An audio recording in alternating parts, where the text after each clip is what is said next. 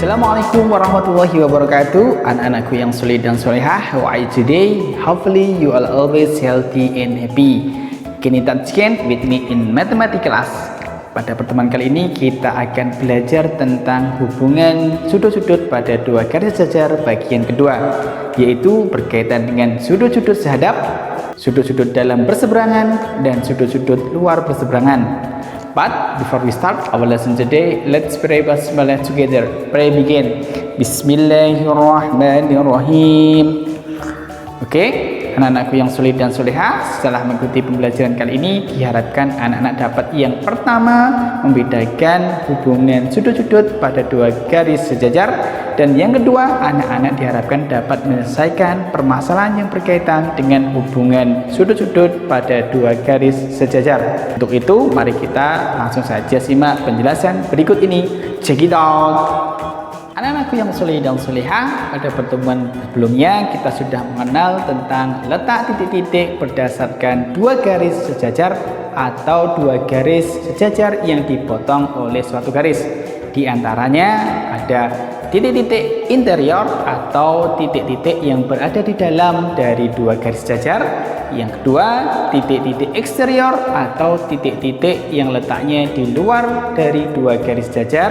Yang ketiga, titik-titik yang saling berseberangan di dalam dari dua garis sejajar. Dan yang keempat, ada titik-titik yang saling berseberangan di luar dari dua garis yang sejajar. Nah, selanjutnya berdasarkan dengan pemahaman tersebut, kita akan mempelajari tentang hubungan sudut-sudut pada dua garis yang sejajar. Mari kita simak penjelasan berikut ini. Perlu dipahami bahwa daerah yang diapit oleh garis sejajar dalam hal ini adalah garis K dan L disebut bagian dalam dan daerah lain disebut bagian luar. Dari keadaan tersebut, apabila dua garis K dan L dipotong oleh sebuah garis M, maka akan terbentuk sudut-sudut dengan istilah berikut ini. Yang pertama, sudut-sudut sehadap. Berdasarkan gambar tersebut, sudut A1 dan sudut B1 menghadap ke arah yang sama, yaitu ke kiri atas. Lebih lanjut, sudut A1 dan sudut B1 disebut sudut-sudut sehadap karena menghadap ke arah yang sama. Pasangan sudut-sudut sehadap lainnya adalah pasangan sudut A2 dengan sudut B2, sudut A3 dengan sudut B3, dan sudut A4 dengan sudut B4. Selanjutnya perlu diketahui dan perlu dipahami juga bahwa sudut-sudut yang sehadap mempunyai besar yang sama. Sebagai contohnya, perhatikan gambar berikut ini dan tentukan nilai X. Sebagai alternatif jawaban dari contoh tersebut adalah sebagai berikut. Berdasarkan teori sudut sehadap, maka sudut dengan besar 2x ditambah 10 derajat dengan sudut yang besarnya 70 derajat merupakan sudut-sudut yang sehadap. Sehingga kedua sudut tersebut besarnya sama. Akibatnya diperoleh hubungan 2x ditambah 10 derajat sama dengan 70 derajat. Atau bisa kita tuliskan 2x sama dengan 70 derajat dikurangi 10 derajat. Sehingga diperoleh 2x sama dengan 60 derajat. Akibatnya x sama dengan 30 derajat. Jadi dapat kita tuliskan bahwa nilai x sama dengan 30 derajat. Selanjutnya, untuk hubungan sudut-sudut yang kedua adalah sudut-sudut dalam berseberangan. Berdasarkan gambar tersebut, sudut A2 dan sudut B4 terletak saling sebelah menyebelah terhadap garis M dan berada di bagian dalam antara garis K dan L. Begitu juga dengan sudut A3 dan sudut B1.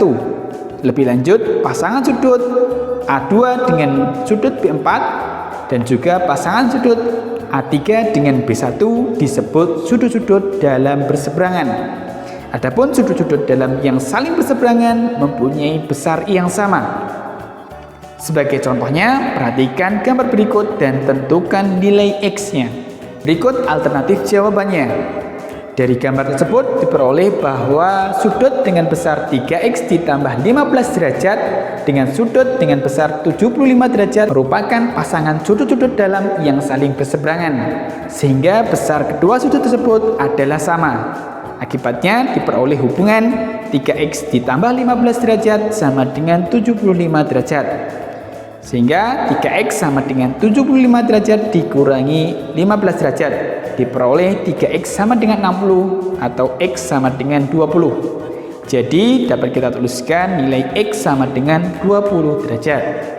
Anak-anakku yang soleh dan solehah, selanjutnya hubungan sudut-sudut pada dua garis sejajar yang ketiga adalah sudut-sudut luar saling berseberangan. Berdasarkan gambar tersebut, sudut A1 dan sudut B3 terletak saling sebelah menyebelah terhadap garis M dan berada di bagian luar garis K dan L.